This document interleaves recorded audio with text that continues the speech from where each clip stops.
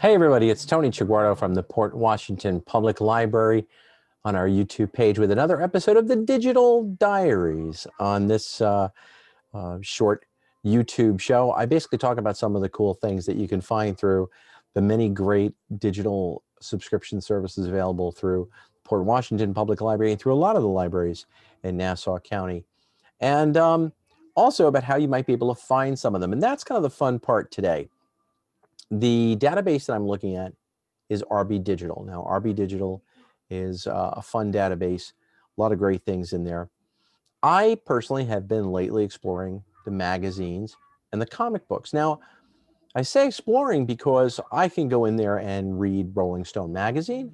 I can go in there and read some Captain America comic books.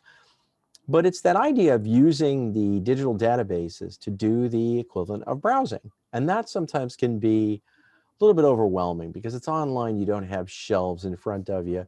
It's hard to really look around on a database. But the way to do it, I'm finding, is go in and don't necessarily do a search, but just set up a page in a unique way.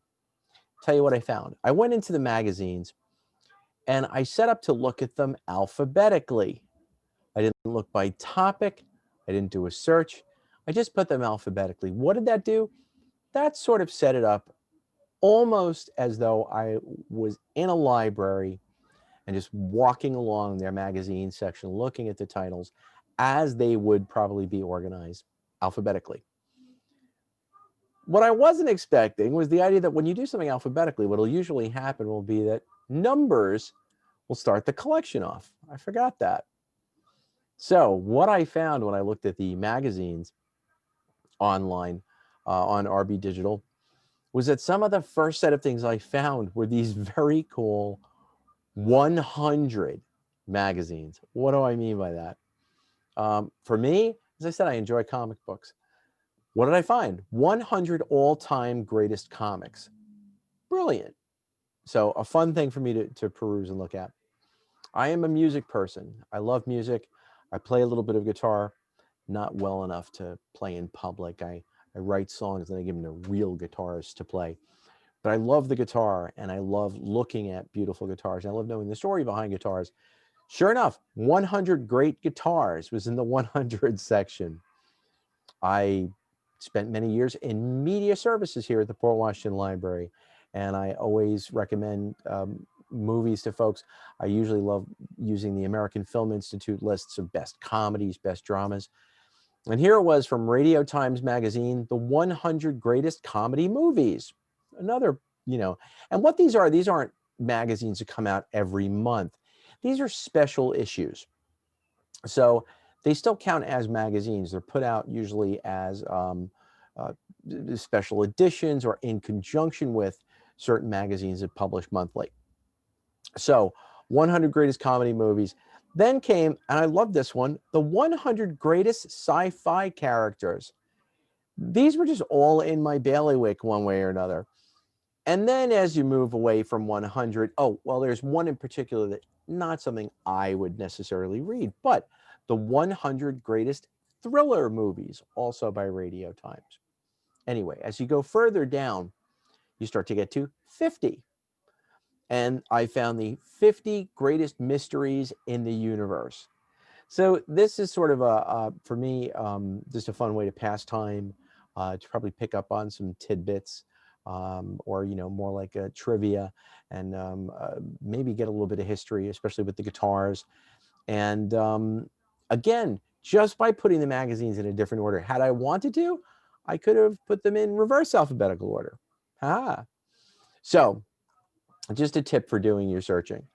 Um, I went and, of course, since I had some success there, I did the same thing in the comic books. Why wouldn't you do that? So I did an alphabetical search within the comic books. What did I come up with?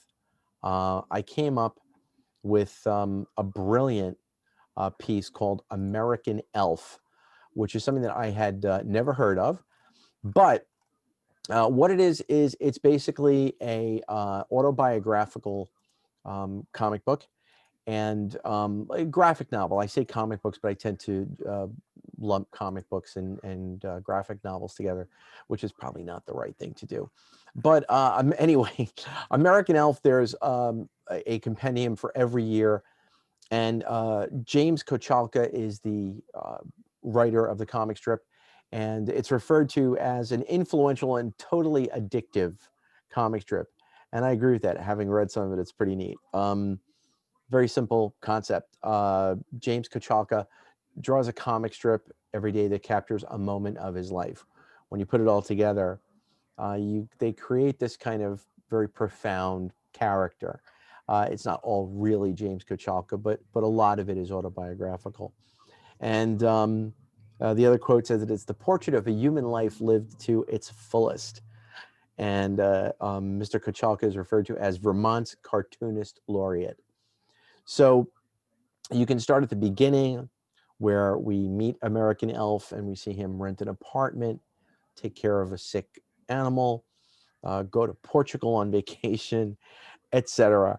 But again, you could start at 1999 and work your way through all of the years of the comic strip in American Elf. Again, I found that by going to the top of the alphabet.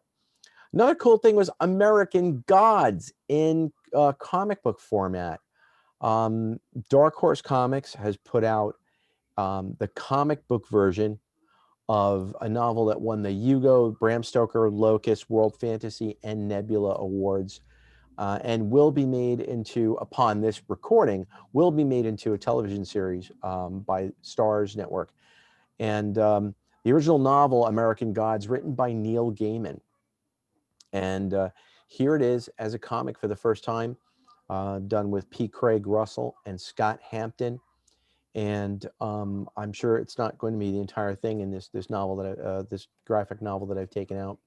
But I'm really looking forward to reading American Gods. I had wanted to read the novel, hadn't gotten around to it.